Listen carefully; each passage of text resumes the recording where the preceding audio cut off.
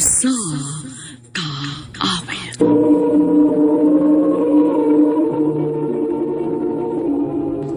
Ano ba daw sayang kaagi karon? Mo kining sa kababay nga nagpuyo sa address sa Malabuyok, Cebu. Hanggang tumatatampo, nagdasingan nga Hana.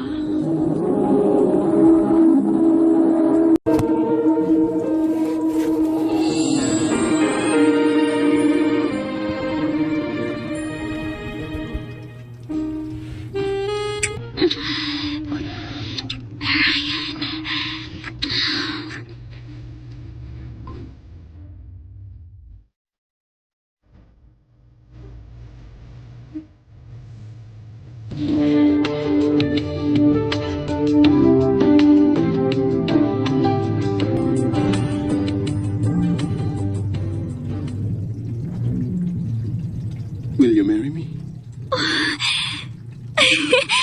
Yes! Yes!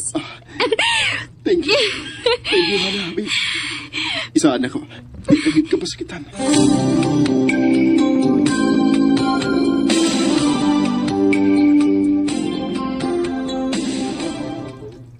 Congrats, Tay! Kamo gid ni Ryan ang para sa usag-usa. Imagine, high school pa lang ta, kamo na. Unya karon nga naa natin mga trabaho, kamo lang gihapon. Unya ang nakanindot, kay kaslunon na mo. Thank you, Day. Asa man plano ninyong magpakasal? Dili sa ato sa probinsya, Day, uy. Dili bagid mi nagdako. Oh, mas mayo hinuon kay ubay-ubay gid ang makatambong ana. Kaysa ato mo sa syudad, unya, for sure, dili magid mo to nga ang tanan ana kay layuan. Mao bitaw.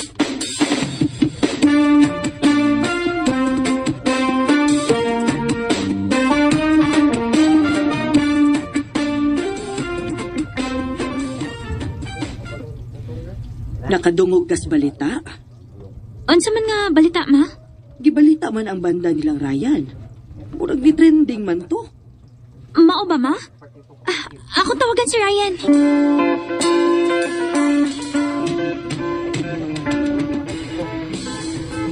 Muna, babe.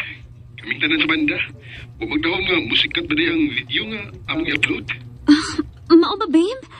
Maayo noon. Nalipay ko pa rin ninyo, babe. Oh, babe. Ang nakanindot na gyud kay ubay-ubay na ang napabuking na mo ron. Oh, kung mao na, rising di imong career ron. Pangandoy ba gid nimo ang banda nga makatukar mo sa lain-laing lugar. Mao gyud.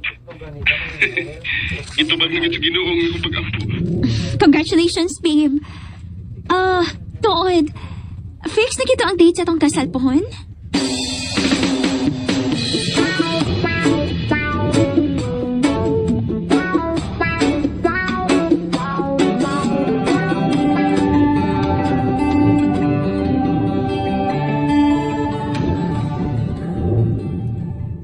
Day! Kagwapa ni mo! Excited ka? Oo, Day. Pero at the same time, nakulbaan sad ko. Nga no good. Dapat happy lang. Huwag tangan na imong kulba kay makaguba na sa imong big day. Adlaw sa imong kasal karon. Thank you, Day Mitch. Okay na bang shade sa lipstick? Aran, ay mo na kung may istorya ka dito si Mitch. Sige, Rob. Excuse on day ha. Sige.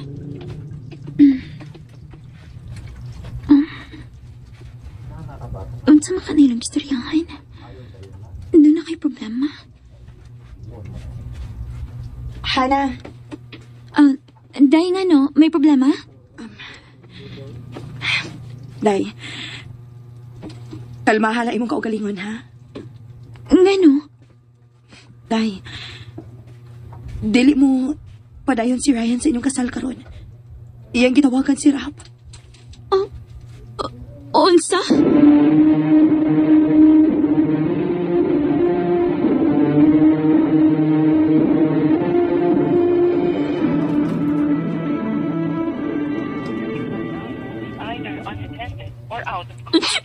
Dili siya magtawagan.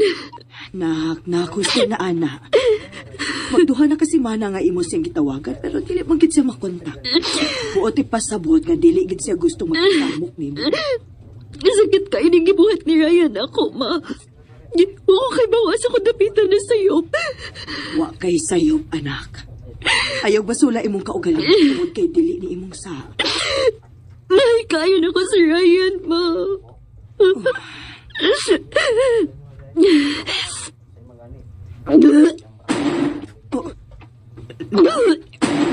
Ngano ka?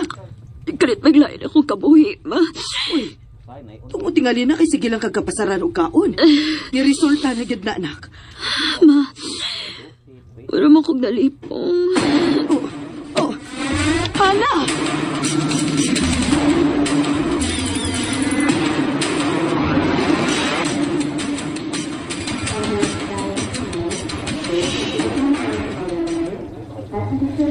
Dili maayo nga magpa-stress ka, ha? Nga ano, Dok? You're 1 month pregnant. Unsa, Dok?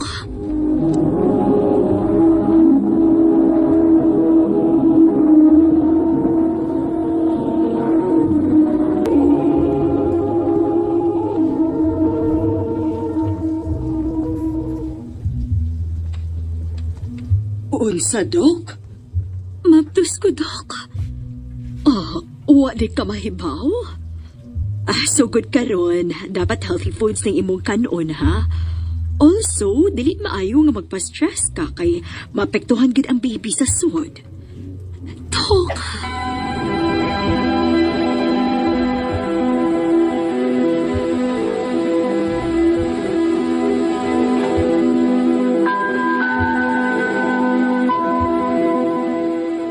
subscriber you are calling is busy at the moment. Please try your call later. dili gyapon sa matumag, ma. Kung maon na. So good karon kalimti na tong tawhana. Ma,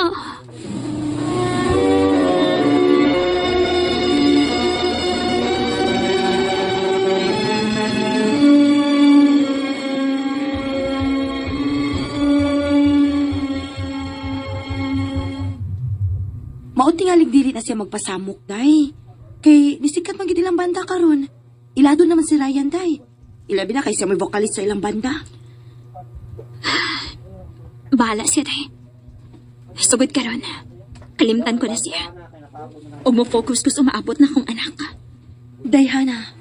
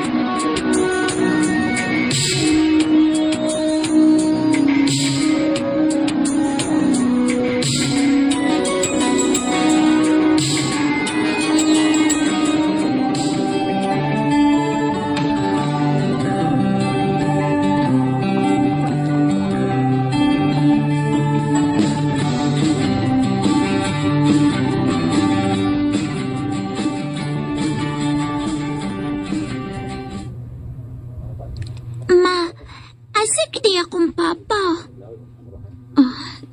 Nak.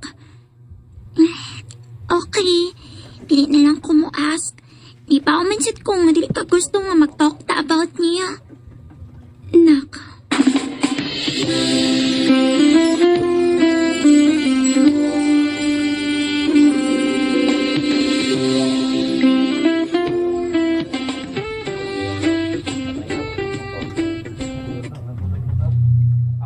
Dili man tingali sayop kung may baho siya, day. Katungod man as bata. Natural magpangutan na gina kay 7 years old na baya na. Dili pa ko andam, day, bay. Day, Hana.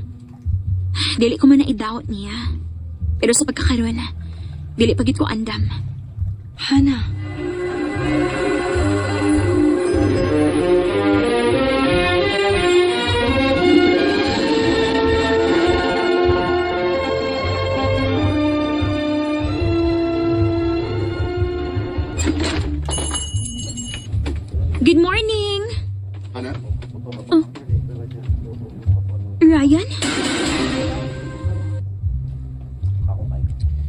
So, mauna din mong negosyo karon. Oh, nakatigom-tigom ako ato sa una. Mauto nga na ako na anak ko butang og convenience store din since wa man po ko'y kontra din yung dapita. Ikaw, maayo kinakaw na ako napakag-ulit din sa probinsya. Abi na ko na kay plano mo pa ulit pa din 7 years na sad, sukat nga huwag ko mapakita din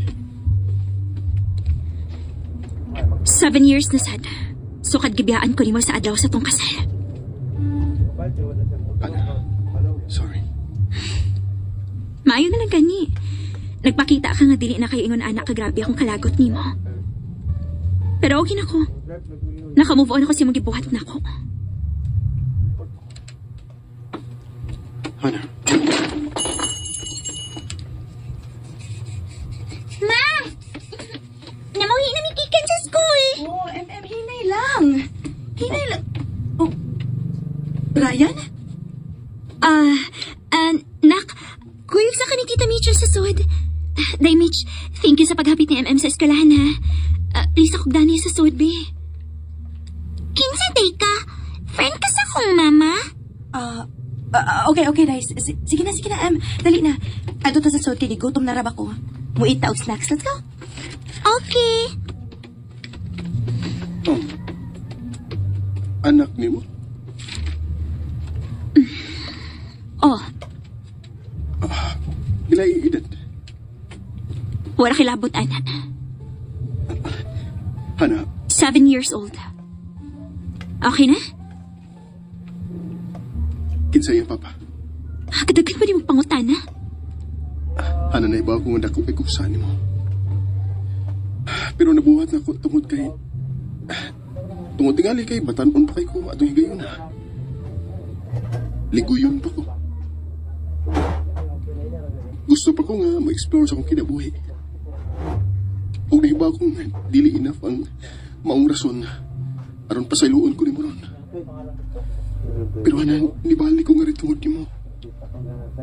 Tungod kay gusto kong ihusto nga akong mga sayop nga nahimo diha ni mo sa una. Ryan, Nahiba akong galingon anak ang dali. Pero matatagan ko ni mo chance. Patagan ko ni mo kigayon nga makabawi sa tanan akong pagkuwang.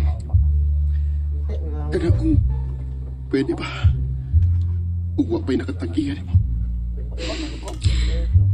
naglagot og nasuko kayo akong pamilya nimo. Nahibaw ko. Ug ako na kanang gipangandaman. Pero willing kong ipakita nila ang akong pagmahayaan na buhaton ko ang tanan aron madawat ko nila pabalik. Ryan, Pinilit ko limutin ka. Nang iwan mong bigo ang puso ko. Nilimot na kita sa buhay kong mag-isa. Ngunit bakit ngayon ikaw pa rin ang hinahanap? bilingon anak kasi na yung pagbalik sa akong kinabuhi. Kinahanglan nga i-prove na niya yung kaugalingon nga sincere na siya o mature na gud siya. Una ko sige dawat pagbalik. Kung nakita mo sa tinuon ako yung pagpaningkamot, ilabi na pagkasayod niya nga may anak na mi. Grabe ang pamawi, ingon man sa akong pamilya. Karon, miniyo na mi, og may tulo na kaanak. Dinhi na lang kutob. Daghang salamat, RMN.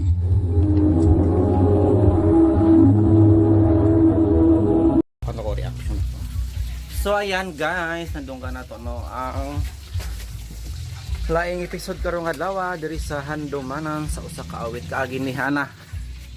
Hana guys, pero wala ko kapamati guys sa story niya kay tungod sa kabisi no. Munang wala ko'y mahatag nga reaction guys. Tay mahatag nga reaction ani, but ako ra ning pamation guys iyang story no after ma-upload kay ganahan yung kog Handumanan pero ako kapamati karon lang gud no while nag-report ko ay busy kayo yun anak oh. So atong buhaton karon guys no para sa daghan pang komentaryo maghimo tag reaction video guys diri sa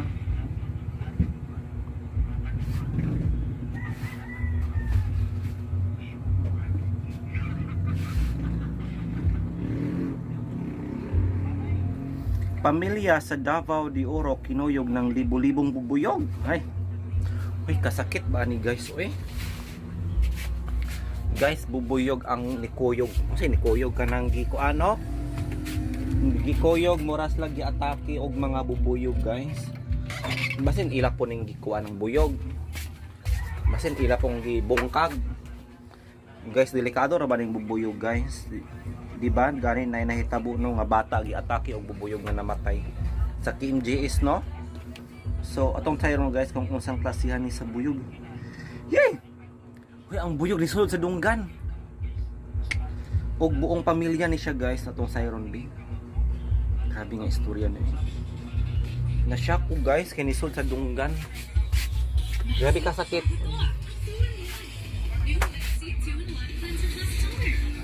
Dali rin mga 5 minutes na siya. So ato nang paminawon, guys, ang istorya, no, para sa daghan pang komentaryo. It's a foreign body. Sinubuk. Pamilya sa New Bataan sa Davao de Oro, inatake ng libo-libong mga bubuyog sa ganitong mga pagkakataon. Ay kuan man siya, guys, katumaning mga bubuyog nga mag-produce og nectar. Sa tawagan na dili man ni siya delikado nga bubuyog katong mga, di ba Diyos na delikado nga buyog katong itom nga dako kayo, no? Buligan. Ha? Buligan tawagan na kana makapatay, no, kang itom dako kayo. Pero kini brown ra man ni siya nga buyog, so dili kay ni siya delikado, no? Mo may dugos. O may dugos. Pero kung daghan pod libo-libo ang atake, delikado. Siyempre kay manghubag baya na oh. So yung tanawon, guys, kung yun sana nga nalampasan nila, no, bagay casualty ani, may tagway casualty, no. Makakaligtas. Mahigit 3 araw nang nananakit ang Hala. tenga ni Eman. Kaya pinatignan na niya ito sa doktor. Pagpasok ng otoscope, nakita ang nakabara sa butas ng kanyang tenga. Hindi matuod. Sorry. Grabe. Wala lang po. Na parang may mga galamay. Marunong. Guys, tungkol sa kadaghan sa bubuyog, no, nga ni atake nila nisulod sa dunggan. Grabe, din ako ma-imagine ang sakit ani, guys, no. Dili katulog. It's a foreign body.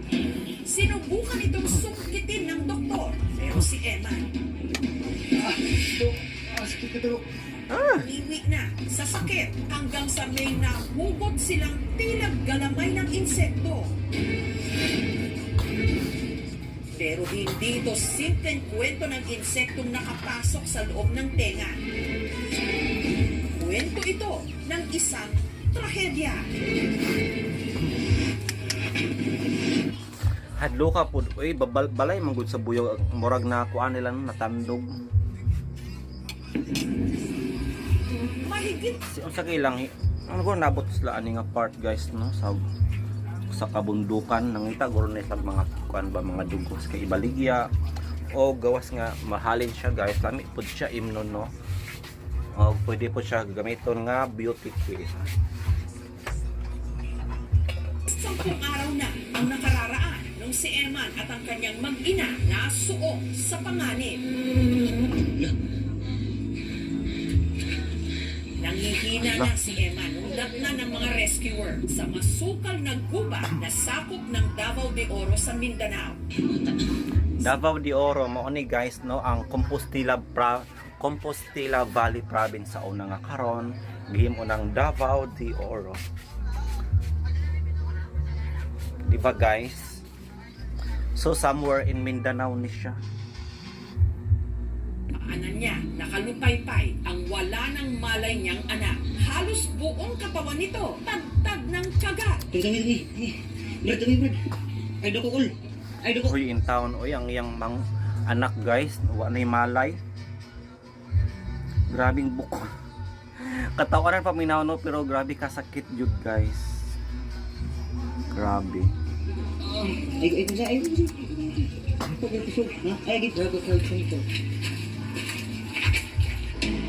Ang mag-ama kasi, pati na ang misis ni Emma na si Irene, pinupakte ng daan-daang mga nangangalit na bubuyog na kung tawagin sa kanila, Mayajing. yuka. Apot Ang lang yukan. nako is ang mga tingog sa buyog bang. Among payat. Uy, putyukan mang UTI. Putyukan guys, kita mo na mga itom nga kuan, putyukan nga tag-as kayo lubot. Inana siya, grabe yung dinig ka kuan eh.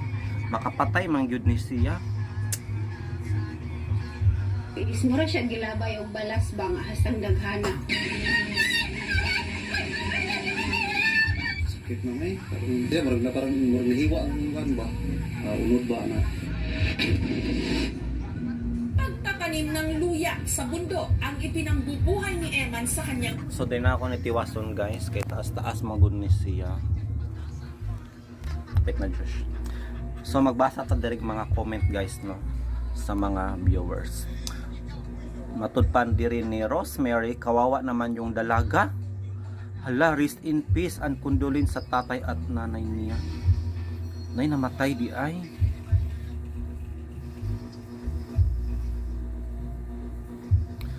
Just to be clear po, what was meant is when you see base, minimal movement as much as possible so as not to give off the wrong signal to them. Sa English pa, kinahalan ko no guys, pag matak yung bubuyog, di ko no maglehok. Ang ngayon magpundora. Do not move first, then slowly move away. Tayo po ang iiwas. Mag-swarm lang sila if nag-start na sila mag-assume na your aggressive motions are meant to attack them. Though that is not your intention, prevention side po ang advised. But I do understand our natural instinct and reaction. Kaya awareness sana ang susi. Salamat po. So na ako'y nakataunan diri guys no, dili mag pag naibuyog at batikon ka sa buyog ko no, dili ka mag-ilok-lihok kay ang ilang instinct nila is i-atake nimo sila. Then from Justin Lee, dami ganyan sa amin noon, dapat di ka talaga nag-move. If ever nakakita ka ng group of beast na lumilipad, malakas yung tunog nila yan. So kung ikaw guys, dili baka mo lihok kung kita nimo na ni mga bubuyog paingon sa imong ha. Syempre mudagan ka uy. Di ba?